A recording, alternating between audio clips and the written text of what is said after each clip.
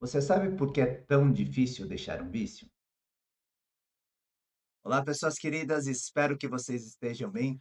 Para quem não me conhece, meu nome é Maurício e já vou pedindo licença para entrar com a minha energia onde você estiver assistindo esse vídeo. Peço a gentileza que se inscreva no meu canal e nas minhas redes sociais. Curta, compartilhe esse vídeo, que as pessoas estão precisando ouvir mensagens boas e positivas. Muitas pessoas eles acham que o processo do vício, ele entra numa questão só fisiológica, uma coisa só física, né. Então não tem, pela visão, né, mais ampla do ser humano, o vício como uma questão, assim, só físico, de repente o cigarro, a nicotina, o álcool, né, da a bebida alcoólica, o álcool, ou coisas do tipo. Existem muito mais coisas que precisam ser tratadas para que a pessoa consiga realmente deixar e abandonar o vício. Vamos começar entendendo, vamos tirar a parte mais convencional que todo mundo conhece, que é a parte do vício mesmo, da parte daquela necessidade, daquela parte da vontade de ter aquilo no nosso organismo, da substância. Vamos entrar para uma parte primeiramente mais emocional ou subconsciencial, seria o nome mais correto. Então a gente tem que entender primeiro se esse vício é um vício habitual, ou seja, de hábito, ou emocional, feito por uma emoção. São 2 coisas totalmente diferentes. Um vício por hábito é muito mais fácil de se tratar. Um vício emocional, geralmente, o vício entra como uma âncora de sustentação por tudo aquilo que ele passou no seu processo emocional. Esse é um pouco mais difícil de se tratar, porque você tem que tratar a emoção, tem que tratar o quê? O que causou esse impacto nele, que levou ele para esse vício, que levou, né, algum tipo de trauma ou coisa do tipo, que levou esse vício. Porque às vezes a pessoa vai para o vício como uma forma de sustentar aquela emoção que perturba. Então, quando a gente, né, tem um vício por uma questão emocional, isso se torna um pouco mais difícil de se tratar. Não é que seja impossível, mas é um pouco mais difícil que o hábito, porque o hábito você tira ali, você trata e pum, manda embora, né.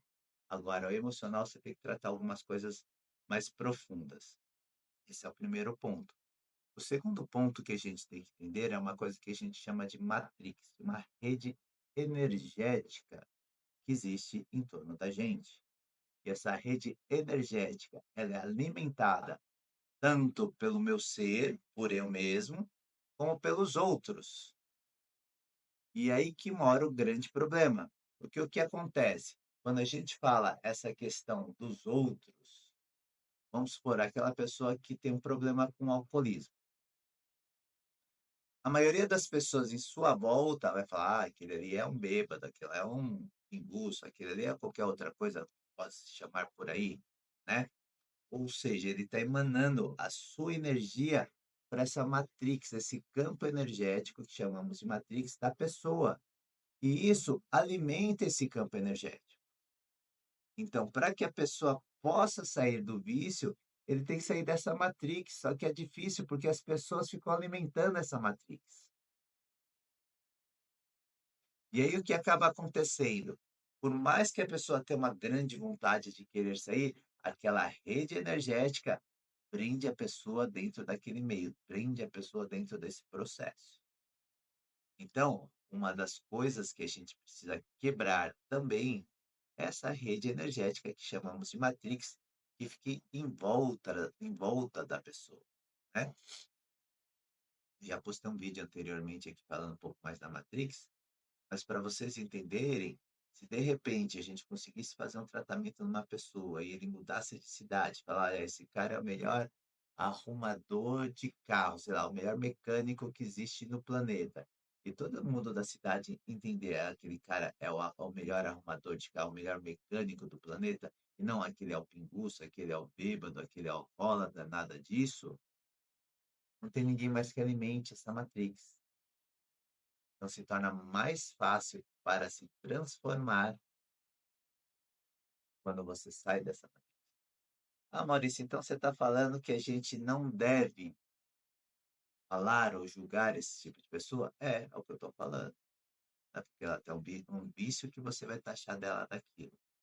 Porque toda vez que você taxa, você está ajudando essa pessoa dentro do vício dela. Tirando a questão do julgamento. Como eu já falei aqui para vocês, julgar, você abre todas as suas portas energéticas para tudo que está de ruim com a pessoa vir para cima de você. A gente tem que tomar muito cuidado com isso, tá bom? Então, a gente saindo da matrix e saindo do fator emocional habitual, a gente vai para uma coisa que a gente chama de chips e equipamentos. Na minha saguinha que eu coloquei aqui para vocês sobre os distúrbios espirituais, tem uma parte lá, tem um vídeo que eu fiz só sobre isso, de chips e equipamentos. Nossa, Maurício, isso não é uma viagem? Então, dentro do processo energético e dentro do processo espiritual, isso já é se falado, ó, há muitos e muitos anos. E dentro da apometria, a gente trata isso com uma grande maestria, né? Então, imagina, se aqui hoje, no nosso planeta físico, a gente tem esses tipos de chips já que ajudam no controle disso, daquilo, tem aquelas coisinhas que a gente já faz neural para ajudar nos problemas de Parkinson, estimulação neural. Imagine na espiritualidade, pessoal. Na espiritualidade, tudo que tem aqui na Terra, lá existem 10, 20, 30 vezes mais à frente do que a gente aqui. Então, quando uma pessoa está com um problema de vício, geralmente tem algumas coisas dentro dos corpos dela que mantém ela dentro desse vício para que eu possa sustentar essa energia do vício. Porque para a espiritualidade, né, que é o próximo passo que a gente vai falar, é vantagem ter uma pessoa com vício, porque elas conseguem absorver mais facilmente essa energia magnética dela. E aí, esses chips e equipamentos vai fazer com que a pessoa fique com mais vontade, vai fazer com que a pessoa não saia, que ela fique com esse pensamento obsessivo, que ela mantenha esse padrão energético mais baixo. Então, existem N tipos de chips e N tipos de funções. Qual vai ser instalado na pessoa? E não é no corpo físico, tá, pessoal? A gente tem que entender que a gente tem os outros corpos, que são nesses outros corpos, que é o que mais importa para a gente, porque o corpo físico é só o bolinho de carne e osso, é só o resultado, é só a matéria necessária para a gente estar aqui na Terra, tá? Agora, existem os outros níveis, esses outros níveis é onde acontecem esse tipo de coisa. E o último fator, obviamente, o espiritual. O espiritual é de grande importância, porque a gente tem que começar a entender o seguinte: não é porque uma pessoa morreu por causa de um vício que ela perde o vício. Ela continua dentro do vício, mas ela não tem mais a carne, a matéria, o bolinho de carne com osso para sustentar esse vício. Então, o que que esses espíritos, né, que morreram por causa desse vício, ou tiveram esse vício, que mantém esse vício do lado de lá, fazem? Quando você vai lá, fuma, quando você vai lá, bebe ou qualquer outra coisa que está ligada ao vício, quando eu falo vício, tudo que está ligado a uma proporção de descompensação de compulsão, tá? E aí vamos supor que eu fui lá e dei uma tragadinha no cigarro, fumei. Naquele momento que eu fumei, todo o meu ectoplasma, toda a minha energia magnética, ela é contaminada com essa substância. E essa substância, esses espíritos, né, que a gente chamaria de um vampirismo espiritual, sim, que ele, onde tiver um buraquinho em você, eles vão estar chupando você para puxar essa sua energia. Porque é o jeito deles sustentarem esse tipo de vício dentro deles. Assim como um processo energético relacionado ao cigarro, sexo, bebidas, drogas e assim por diante. Lembra? Tudo que leva a um processo de descompensação de uma compulsão a gente considera vício, tá? E aí, no plano espiritual, aqueles que estão dentro desse processo, eles acabam, ajudam a trazer isso. Eles ficam lá te incentivando, vai lá, usa, faz, toma, blá, blá, blá. Porque eles querem o quê? Que você continue alimentando eles. Uma das funções do chip é justamente isso, para que não tenha, porque esses que eu estou te falando são mais ralezinha, né? Vamos dizer assim, um ralezinho, né? O ralezinho que eu estou falando são espíritos que se perderam pelo vício, estão meio perdidos por aí. Agora existem classes espirituais mais elevadas, eles querem essa energia, eles querem esse processo, e por isso já utilizam de uma tecnologia que às vezes não é nem conhecida para nós, tá?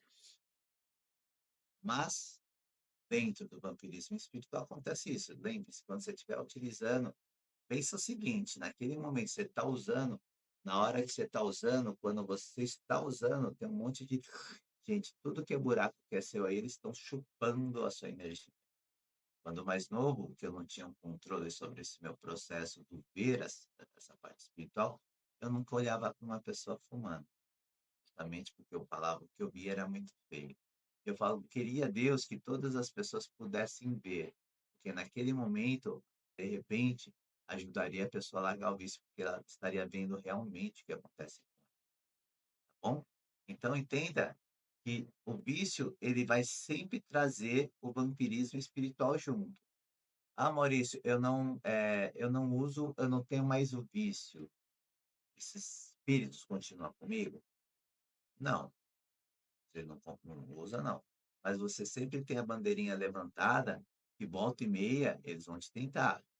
Olha, ele tem a bandeirinha levantada, eu quero dizer assim, ó, olha, aquela pessoa ali, ó, aquele cara ali, ó, ele já usou, já fumou, já bebeu. Vamos tentar ele mais um pouquinho. Vai lá, tenta um pouquinho, tenta. Dá uma tentadinha, uma tentada, até que eles conseguem, de repente, fazer com que você volte, tá bom? Então, olha lá, o vício, ele depende de uma questão habitual ou emocional, uma questão da matrix, da rede energética, uma questão dos chips e equipamentos, uma questão do vampirismo espiritual. Isso sem falar das larvas astrais, das coisas que acontecem no seu campo quando você tem algum tipo de vício, tá bom? Essas larvas astrais, elas ajudam a você manter esse vício e também se usufruem da sua energia para que elas possam se sustentar. Mas, em base, esses quatro é o que a gente precisa tratar sempre para tratar um vício, tá? Obviamente, como eu sempre falo, a pessoa para tratar um vício, ela tem que querer. Eu sempre falo de uma história de uma moça que eu tratei, ela era uma secretária do lar de uma outra paciente minha, falou, Maurício, ajuda essa moça, porque, nossa, ela é gente boa, é isso, é aquilo, e ela tem problema com álcool. Eu falei, ela quer? Ela falou, não, ela quer. Mas a chefe dela mais queria que a moça. E a moça veio tratar comigo. Em 3 sessões, ela não bebia mais nada, não tinha mais vontade. Só que o que acontecia? Ela saía do meu consultório e ia direto para o bar. Não bebia, mas era o ciclo de amizade que ela tinha, o ambiente que ela tinha, toda aquela coisa. E aí, depois de algumas sessões, ela voltou a beber de novo. Mas bebia porque, bebe só mais isso, só bebe aquilo. Imagina, como assim você não bebe mais? E por ela ter esse ciclo de amizade ali, o que acabava acontecendo era justamente o quê? Que favoreceu, lembra da bandeirinha que eu falei para vocês? Ela, vai, mas só uma, não tem problema. Voltou a tomar até o dia que eu cheguei para ela aqui e falei, ó, seguinte, não vou te tratar mais. Eu não estou aqui para perder a minha energia. O dia realmente que você quiser uma ajuda, me procure, que eu te ajudo. Então, o primeiro ponto, né, pessoal, mas isso para tudo na vida, é a pessoa querer ajuda, tá bom? Peço que esse vídeo tenha ficado bem claro para você nas características de um vício, que às vezes a gente julga as pessoas com vícios, né? Achando que é sem vergonhice, é isso, é aquilo. Não, mas tem todo um processo, tanto físico, fisiológico, energético, emocional ou subconsciencial, espiritual envolvido, tá bom? Peço a Deus aqui e a todas as vibrações divinas que possam estar sempre enviando muita luz, muita paz, muita consciência a todos vocês e todos os vossos familiares. Um beijo no coração de todos vocês e fiquem com Deus.